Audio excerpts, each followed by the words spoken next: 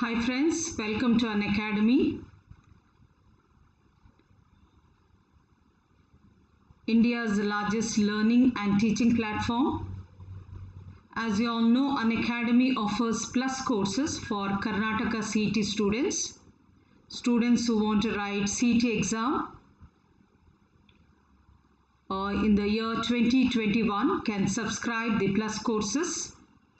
We have different plans, students. We have a 12 months plan at the rate of 12,375. We also have 6 months plan at the rate of 10,125. Students, whenever you join these batches, kindly make use of this code Bhavani Live. Get the maximum discount. Okay, make use of this code Bhavani Live and get the maximum discount also. Students, there are different batches. We have comprehensive batch, we have a Kannada batch, and we also have a champions batch. In all the batches, you will have both class 11 and class 12 topics will be done in detail, and you will be given daily practice papers, full-length mock tests with analysis, and you will be also given quizzes for self-analysis. A single subscription, unlimited access. So students, kindly see to it that whichever batch is appropriate for you, you can join those batches. And also there is a free practice test for Karnataka CET exam. You can enroll your name and try to attempt it live. So see to it that before you face your KCET exam, you have taken a very good practice before you attempt for the real KCET exam. Students, in case if you haven't watched my previous YouTube session, kindly watch them and see to it that whenever you like them, kindly press the like button. Do not forget to like and share and also subscribe. If you haven't watched my special classes under Unacademy, kindly watch them also and see to it that you are watching all those classes. Press the description box, kindly go through it. You will get the links also. And my next class will be on 7th actually, 2 o'clock. So see to it that you will be joining all these classes and getting maximum benefit from these classes. So from last class, I have started a revision on solid states. So we have been solving questions on solid state. So let us once again go ahead with the same topic. We will try to cover some more questions and some more concept associated with this chapter. So students, do not forget to subscribe the YouTube channel also. So today's topic, the solid state. So we will have the first one. Glass is, question number 1, glass is a microcrystalline solid, option A, supercooled liquid, option C is a gel, option D is a polymeric structure. Now students, what do you think is the right answer? In case if you have the answer, you can write it in the comment box. You can give the answer in the comment box. Glass is, what kind of a solid it is? Isn't it? What kind of a solid it is? So what do you think the answer will be?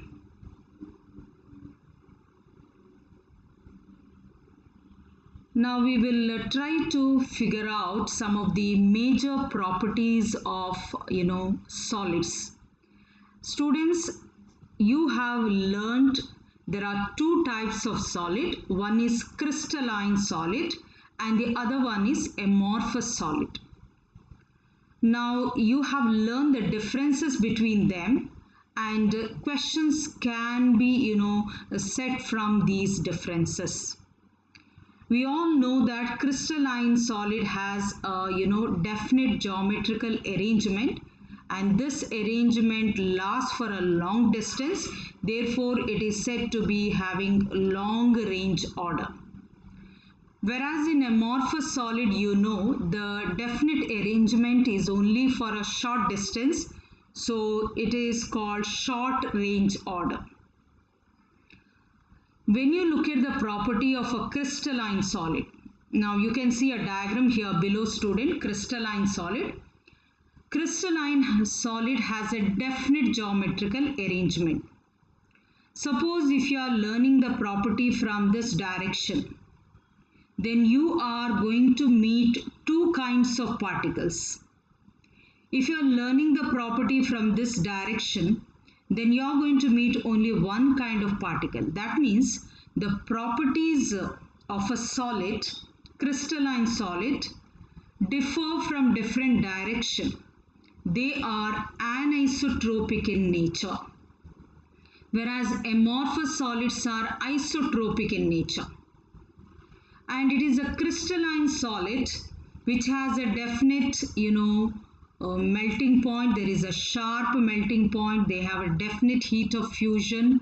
So they are referred as a true solid.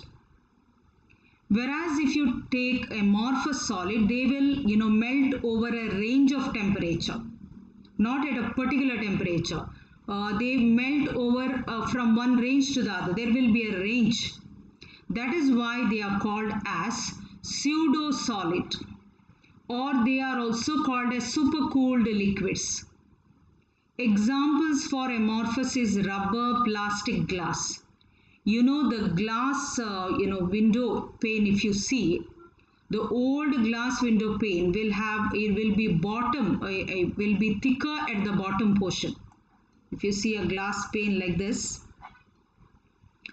older one, if you go to your old houses and see, bottom portion will be thicker. That is why sometimes it might be little difficult to close the door, or the bottom portion is seen to be thicker. That is because the glass particle has slowly flowed down over the years like a liquid. Therefore it's a supercooled liquid. So I hope you got the answer. While giving the answer, I have also memorized all the important differences between amorphous solid and a crystalline solid. So glass is an amorphous solid, student. Therefore, it is a supercooled liquid. The other name is pseudo-solid. Okay. Now see, there is one more question based on the same, differences. So sometimes you have a tendency to leave a certain concept. You may not feel that that concept is very important. But then if you do not prepare yourself for such simple concept, during the exam time, there is a tendency that you get confused with the concept. Okay, since you have not gone through, since you have not studied, there might be a possibility that you might forget, and since there is always a time limit, you might tend to do a mistake. Therefore, do not think of leaving even a simple concept like differences between a solid. Now look at one more question. Which of the following statements about amorphous solids is incorrect? They melt over a range of temperature. Just now I told you amorphous solids melt over a range of temperature. They do not have a sharp melting point. So first option is a correct option, not incorrect.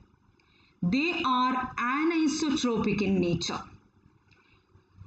Just few seconds before we have studied that the crystalline solids are anisotropic. Their properties are different from different direction. If you take an amorphous solid, student, what happens is the arrangement is irregular. So from any direction you study the property, the physical properties remains the same. That means they are isotropic and they are not anisotropic. So this will be a wrong statement. This is an incorrect statement. Option B will be the right answer. There is no orderly arrangement of particle. Yes, amorphous solids do not have a definite arrangement. Means it is only for a short distance. They are rigid and they are incompressible. To a certain extent they show rigidity and they are difficult to compress. Okay, so we will go to the next one. Question number 12. The distance between Na plus and Cl minus ions in NaCl crystal is x picometer, the length of the edge of the unit cell. So the distance between Na plus ion and Cl minus ion in NaCl crystal is given, and that is given as x picometer. They want to know the length of the edge of the unit cell. So students, this is a question which can be solved easily. Now let me just show you an NaCl lattice. Now look here. It's shown that the blue color is Na plus and the green color is Cl minus. Now you know that the particles are touching each other. They are not so far, isn't it? They are touching each other. When there are three particles which are shown at the edges, see, like this. Now if I am showing this one as the edge, you have one here, you have second one touching here, and you have the third one touching here. So their question is now, what is this length? What is this distance? This distance is nothing but the edge length, and they are asking this distance. It is said that the distance between plus and Cl minus is x picometer. Students, Na plus to Cl minus, see, this is x picometer they are saying. So once again you have Na plus and Cl minus. So one more x. Na plus, if I am showing from here to here, okay, from here to here, half of it. This is x picometer. From half to here, half of it, x picometer, or x, isn't it? Therefore, the total length, edge length will be how much? It will be 2x picometer.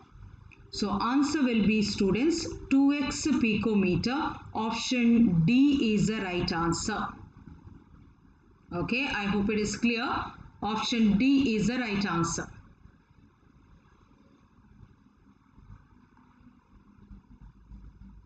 Okay, we'll go to the next question, students. The coordination number of sodium chloride crystal lattice is. So you have to find out what is the coordination number of sodium and chloride ion in NaCl crystal lattice. You know what is coordination number? Coordination number means, for example, if I take particles like this. If you think I have particles like this, and if I want to know the coordination number of this one, how many neighboring particle it touches? How many it touches? 2. That means coordination number is 2. So coordination number in a solid is the number of nearest neighboring particle it touches. Now we will go back to the same structure of sodium chloride. Students, here they have not shown it as they are touching each other, but we all know that the particles are touching each other. Only for clarification, they are written little far away from each other. Now let me take this green particle, the chloride ion, and we will see how many surrounding particle it can touch. So it can touch this one, right? I am showing a mark here, 1. On this side it can touch this one, 2. And you see here itself, so it will touch this one, 3. It will touch 4. Student, it is not going to touch this one. Okay, wherever that bond is there, you find out. Now 5, and it can touch 6. I hope I am making it clear. There was a green particle here, so the blue particle that will be touching each other like this, and 2 I have shown above and 2 here. So altogether how many there are? 1, 2, 3, 4, 5, 6. Each chloride ion is surrounded by 6 sodium ion. Each chloride ion is touched by 6 sodium ion. Therefore, coordination number of chloride ion is 6.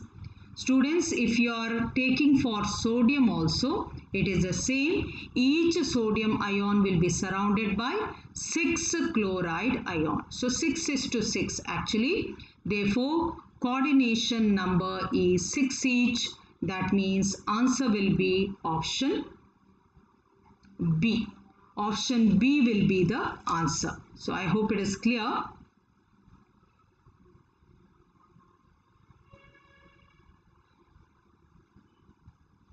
Okay. So we will go to the next question. Question number 14.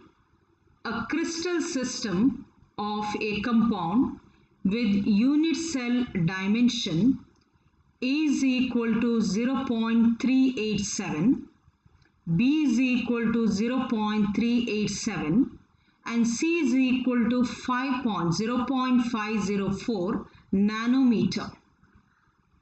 Alpha is equal to beta, beta is equal to 90. So alpha beta angles are 90 degree and gamma is equal to 120 degree. So what kind of a system it is? Is it a cubic system? Is it a hexagonal system? Or do we have an orthorhombic system? Or is it a rhombohedral system? Students, if you remember, even in my previous YouTube session, I had shown you the table what is given in your NCERT textbook. Kindly remember that you are supposed to know this, 7 crystal system and their edge length and also their axial angles. I have been telling you how to remember also in the last class. But a very important point to be noted down here is, among the 7 crystal system student, there is only one crystal system where gamma value is given as, the gamma angle is given as 120 degree. And which is that system now? It's a hexagonal system. Students, you can see here, this from here to here, just see here.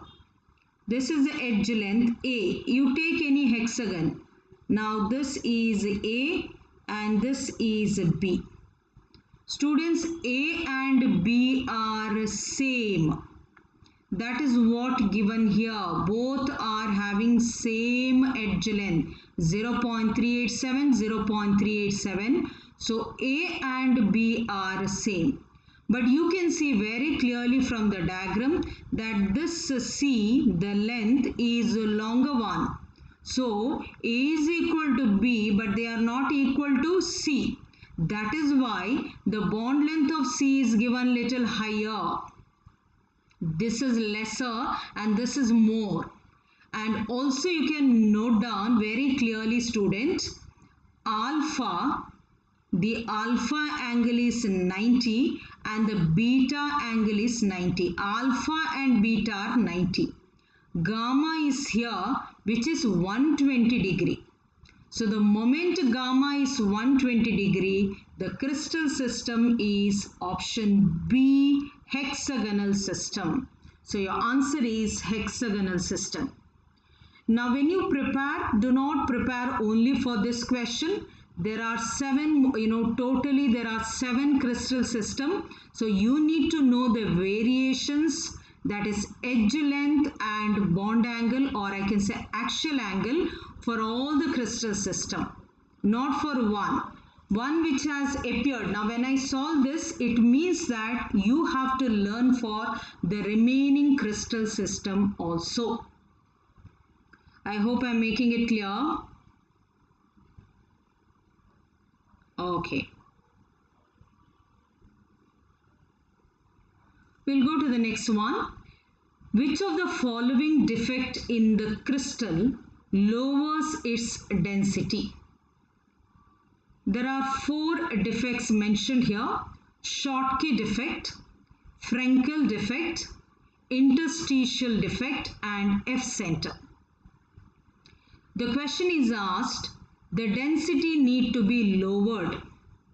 Now usually what happens is you will have a confusion between Schottky and Frenkel defect. Though you have been learning about Schottky and Frenkel defect, you have a tendency to forget, isn't it? You know what is Schottky defect? Schottky defect means equal number of cation and anion is missing.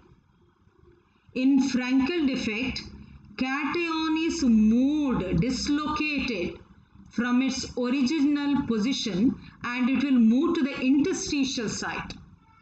Kindly remember, it will move to the interstitial site. Therefore, there won't be any difference in the density when you look at Frenkel defect. Only in Schottky defect, the cation and anion are missing, student. As they are missing from the lattice, the density will be lowered. This you will be studying, but how to remember it? See, this Schottky you remember for short. You know short means lowered. So in Schottky defect, the density will be lowered. I hope I am making it clear. The density will be lowered. Then all other point you will come to know easily that the both cation and anion are missing from the lattice side. That is why the density has been lowered. So answer is option A, that is Schottky defect.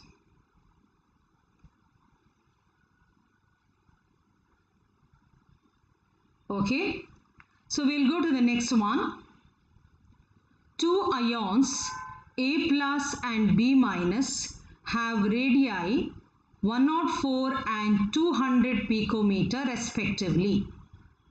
So cationic radius is given, anionic radius is given. How much it is?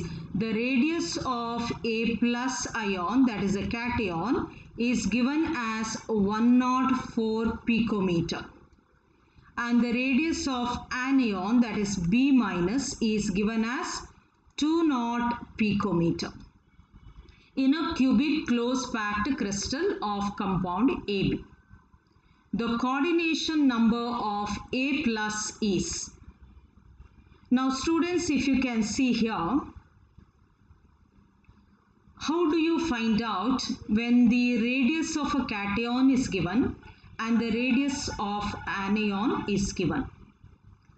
I have told you that you need to remember the table for radius ratio. Now what is radius ratio? What do you mean by radius ratio? Radius ratio is equal to radius of cation divided by radius of anion. Now radius of cation is 104 and the radius of anion is given as 200. So this will be 0.5, isn't it? You will get 0.5 and somewhere in 2, this much. This will be the radius ratio, this much picometer, or picometer goes, right? Okay, so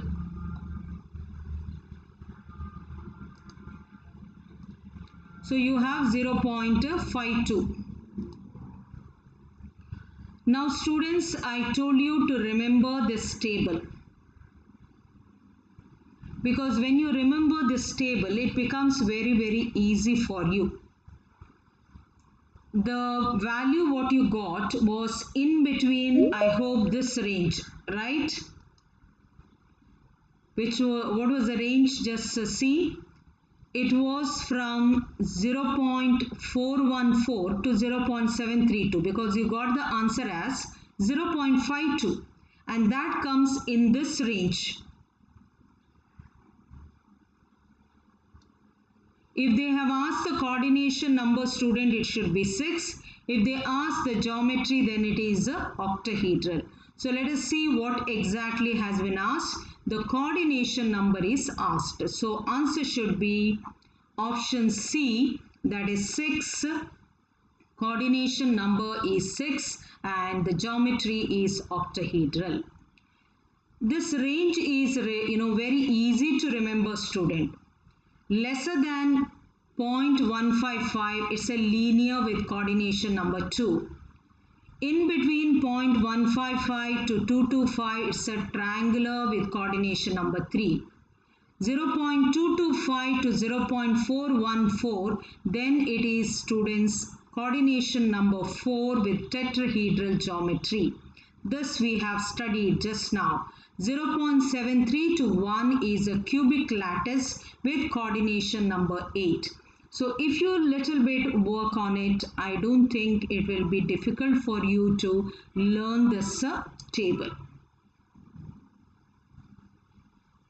So we'll go to the next one. If Z is the number of atom forming the unit cell that represent the closest packing sequence ABC, the number of tetrahedral voids in the unit cell is equal to. This is a very simple question, and this is also, I can say, a direct question from your NCERT textbook.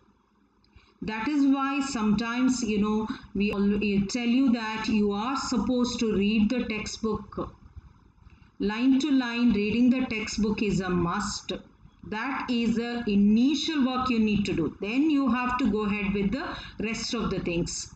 Now students, kindly see here. In your book, if you remember, it's very clearly given. If N is a number of atom forming the unit cell, if N is a number of atom forming the unit cell, then the number of octahedral void is equal to N and the number of tetrahedral void is equal to 2N, isn't it? You have already studied. So here it is given as Z is the number of atom forming the unit cell. Number of tetrahedral void is asked. So naturally it should be 2Z. So answer is, student, option B. Option B is the right answer. So I hope you have understood, students, whatever I have done today.